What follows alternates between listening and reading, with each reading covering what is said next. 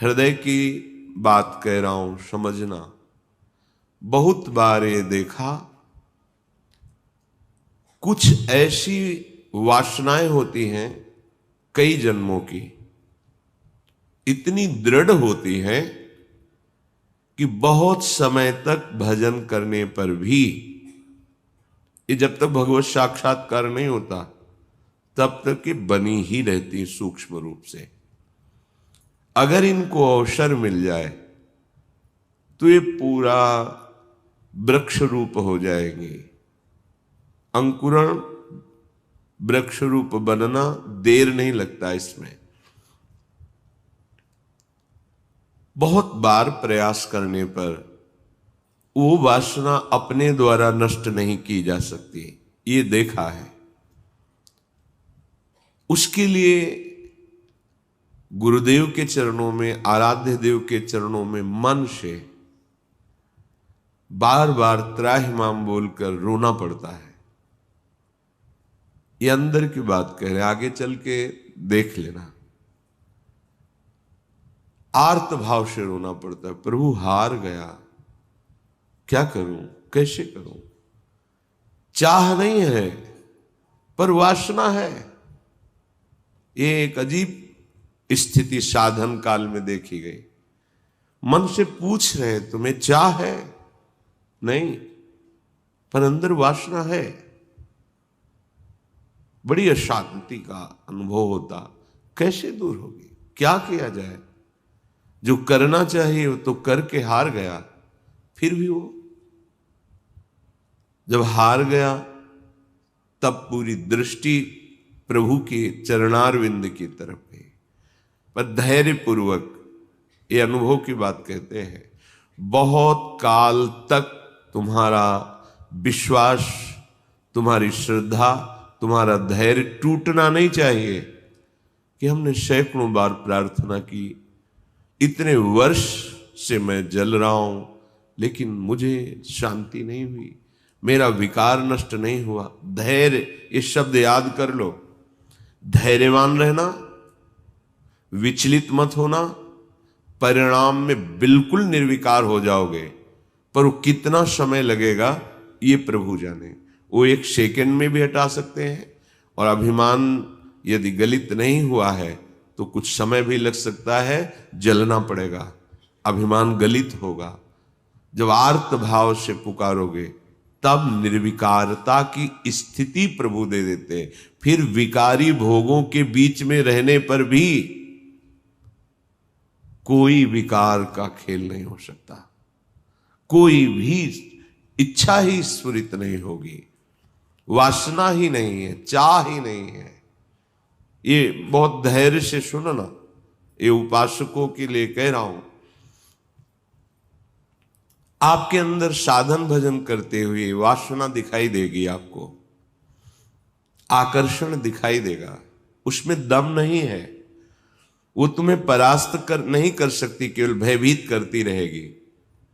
वो भी हमारी शरणागति में बड़ी सहायक होती है, क्योंकि सब साधन करने पर अहम पुष्ट नहीं होने देती। क्या अभी देखो ये है ना, क्या अंदर से प्रश्न, क्या ये मलिन वृत्ति है ना, तो किस बात की साधना, क्या साधक हो। तो हे नाथ, अब मार्ग दूसरा नहीं, सहयोग किसी से नहीं, अपनी बात किसी से नहीं कहना। प्रार्थना है, समझ लीजिए, आंतरिक बात कह रहा हूं। अपनी स्थिति की बात किसी से नहीं कहना कि आपके हृदय में कौन सी वासना कितना स्फुरित हो रही, किसी से भी नहीं, किसी से भी नहीं। और धैर्यवान रहना, विचलित मत हो जाना। उस वासना को बढ़ावा देने वाली कोई भी दृष्टि, वार्ता, चेष्टा मत करना। और कितना भी समय लग जाए, अपनी आस्तिकता नहीं हटनी चाहिए, विश्वास नहीं हटना चाहिए। बिल्कुल निर्विकार हो जाओगे, बिल्कुल। यह गुण साधन ते नहीं हुई, तुम्हारी कृपा पाओ कोई कोई।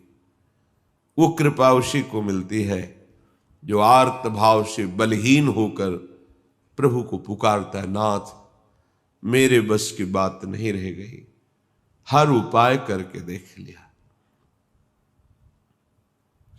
सच्ची मानिए, बहुत ये विचित्र सूक्ष्म बात है, अगर समझ जाओगे तो विचलित कभी नहीं होगे। नई अवस्था साधन मार्ग में बड़ी तीव्रता, जब देखा सूक्ष्म वासना हृदय में है। सावन का महीना था, जल पीकर सावन भर रहेंगे, देखते हैं वासना कैसे रहती है। कोई फर्क नहीं पड़ा उस पर। अन्न का त्याग करते हैं, कई वर्ष तक आलू गुड़ जो भी फलवश, कभी दूध मिल जाए, गंगा किनारे या गांव में सेव संतरा अंगूर केला, ये तो प्रश्न ही नहीं उठता। कुछ फर्क नहीं पड़ा। वो ऐसी सूक्ष्म स्थान पर बैठी रहती है अहम में कि उस पर कोई फर्क नहीं पड़ता। बड़े बड़े सात्विक अनुष्ठान करने पर भी उस पर कोई फर्क नहीं पड़ता। तभी गोस्वामी जी भी लिख रहे हैं, हौ हार्यो कर जतन विविध विधि अतिशय प्रबल अजय, तुलसीदास बस होई तबहि जब प्रभु पेरक बर जाए। बिल्कुल सिद्ध बात समझ लो। गंगा जी में खड़े होकर के आर्त भाव से पुकारते, प्रभु आप देख रहे हैं एकांत सेवन, आप देख रहे हैं संयम आहार, फिर भी ये वासना क्यों, फिर ये क्यों जला रही है? कोई उत्तर नहीं मिलता। पर दूसरा मार्ग नहीं, किसी का संग नहीं, किसी से प्रश्न नहीं। पता नहीं कैसी सलाह दे दे कि हमारा विश्वास, हमारा धैर्य विचलित हो जाए।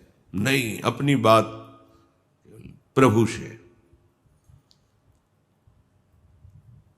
प्रार्थना में बहुत सामर्थ्य देखी है। ये अंदर की बात कह रहे हैं, बिल्कुल समझ जाना। ये इसलिए कह रहे हैं, ये मार्ग बहुत फिसलन वाला मार्ग है, बहुत संभाल संभाल के कदम रखने। अंततो गत्वा ये आया कि भाई हम आपके जैसे भी हैं वैसे आपके, अब आप देख लो, जैसे रखना चाहते हो वैसे रखो। नाथ मैं हार गया हूं, आप देख लो। कब वो चली गई पता ही नहीं चला। जिससे हम लड़ते रहे, जिससे हम जलते रहे, जिसके लिए हम साधन करते रहे, नहीं फर्क पड़ा। और जब उनके भरोसे छोड़ दिया, कब वो वृत्ति चली गई पता ही नहीं चला। इसीलिए बात कल चिंतन में चल रही थी कि अगर कोई समझ पाए तो इसे जरूर बताएं कि ये करने से नहीं होता, ये होने से होता है। बस देख लिया, मैं आपके बनने योग्य नहीं हूं, पर जैसा हूं आपका हूं। देख लो प्रभु, आप राजी हो तो राजी, मैं जलता रहूंगा, कुमार्गगामी नहीं बनूंगा, अन्य अवलंबन नहीं लूंगा, जलता रहूंगा। आप राजी हो मेरी जलन में, जीवन भर जलाते रहो। आप देख लो, अब मेरे बस का नहीं रहा, क्योंकि वो सूक्ष्म ऐसा कि वहां कोई प्रहार ही नहीं पहुंच रहा। अंतःकरण की अहम के महल में सूक्ष्मता से वो रह रहा है। जो भी करो वो बहुत पुष्ट हो रहा है। केवल हटा या हटेगा या हट रहा है तो प्रभु की कृपा से। इसलिए बड़े बड़े महापुरुषों के वचनों में दैन्यता और कृपा शब्द आता है। दैन्यता क्वाहम तुच्छा परम मधमा,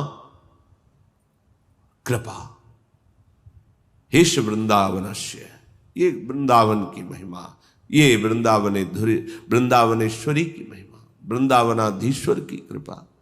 ये अंदर से कह रहा हूं, समझ लो, एकदम समझ लो।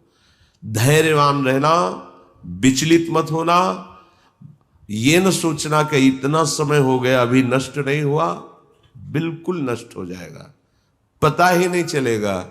जैसे आप कब जवान हुए, कोई तारीख, कोई तिथि, किस दिन आपकी दाढ़ी मूछ उगी, आपने समय तारीख, ऐसे वो घड़ी भी याद नहीं रहेगी कब आप निर्वासनिक हो गए।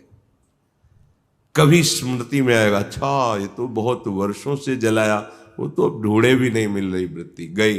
देखो प्रभु की कैसी कृपा हुई, ऐसा अनुभव होता है।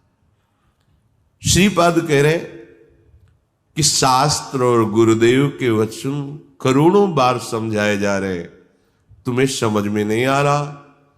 जिससे लोक निंदा हो, ऐसी चेष्टाएं, ऐसे आचरण, तुम क्यों संयम में नहीं रह रहे? देखो, इतना तो है कि हृदय जल रहा है, पर चेष्टाओं पर अंकुश होना चाहिए। हृदय में चाहत जला रही है संसार के भोगों की, पर हम बाहर से संयोग नहीं होने देंगे। तो उससे क्या होगा? वो क्रमशः हर बार कम होती चली जाएगी, शांत होती चली जाएगी, पर पूर्णतया निर्विकार स्थिति ये भगवत कृपा से होती है। मनागपि च नोत्सहे हत मनो युवत्या हृतम निरोधुमत ईदृशम किम विताश वृंदाटवी। ए भाई, अपने भाग्य को नीचा मत गिराओ। माया के द्वारा अपरहित मन से अधर्माचरण मत करो, बहुत पछताना हो।